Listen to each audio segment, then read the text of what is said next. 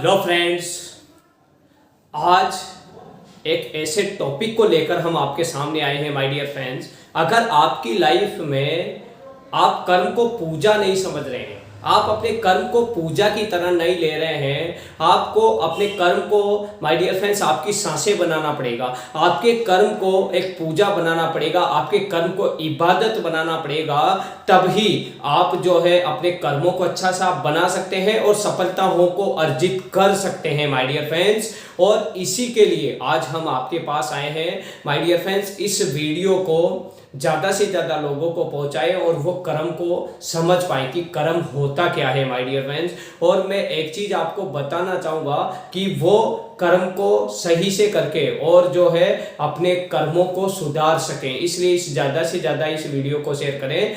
और मैं trainer Yogi Yogendra, motivational speaker, career coach और कॉर्पोरेट ट्रेनर और विनस creator, CEO and founder. My dear friends, एक ऐसी कहानी जो आपकी ज़िंदगी बदल देगी, वो कहानी थी माय डियर फ्रेंड्स। एक अवध राज्य में एक राजा हुआ करते थे और वो राजा जो है माय डियर फ्रेंड्स बहुत ही ज़्यादा दयावान थे, बहुत ही ज़्यादा धार्मिक थे और बहुत ही ज़्यादा लोगों से प्यार करने वाले थे, अपनी प्रजा की हमेशा दुखों में मदद करने वाले थे माय डियर फ्रेंड्स।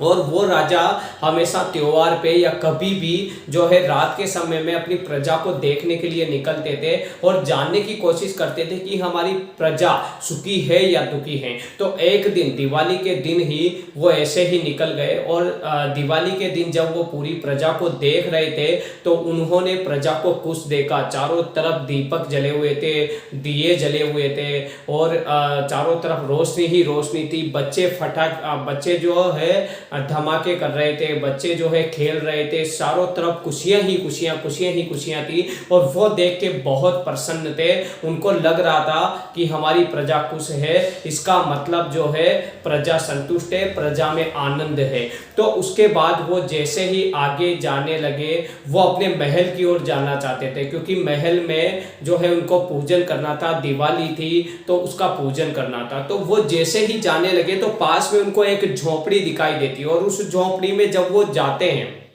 उस झोपड़ी पे गेट पे वो जाते हैं तो उसका गेट खुला हुआ दिखाई देता है। और जब वहां पे गेट खुला था तो एक छोटा सा दिया उस झोपड़ी के अंदर जला हुआ था माय डियर फ्रेंड्स। और उस झोपड़ी में जब वो अंदर जाके देखते हैं तो एक वृद्ध बैठे हुए थे और वृद्ध ने अपने सिर से जो है हाथ को लगाया हुआ था। तो उस वृद्ध के पास जैसे ही वो जाते हैं तो वृद्ध कहते हैं कि आइए, हम आप ही का इंतजार कर रहे थे, क्योंकि मैं अकेला हूं और मैं पूजा नहीं कर सकता, तो इसलिए आप पूजा करिए। तो राजा ये सोच के बड़ा जो है आश्चर्य हुआ कि ऐसा कैसे हो गया कि इनको पता है कि ये मेरा ही इंतजार कर रहे थे। और दूसरी सबसे बड़ी बात ये हुई कि राजा को ये लगा कि अगर मैं पूजा यहाँ करता हूँ तो मेरे महल में लक्ष्मी का पूजन नहीं हो पाएगा और अगर जो है वहां करता हूं तो यहाँ पूजन नहीं हो पाएगा। इसलिए उन्होंने प्रजा के दुख को सुख में बदलना ही जो है सबसे बड़ी बात मानी और उन्होंने प्रजा को खुश रखना और प्रजा को सुखी रखना ही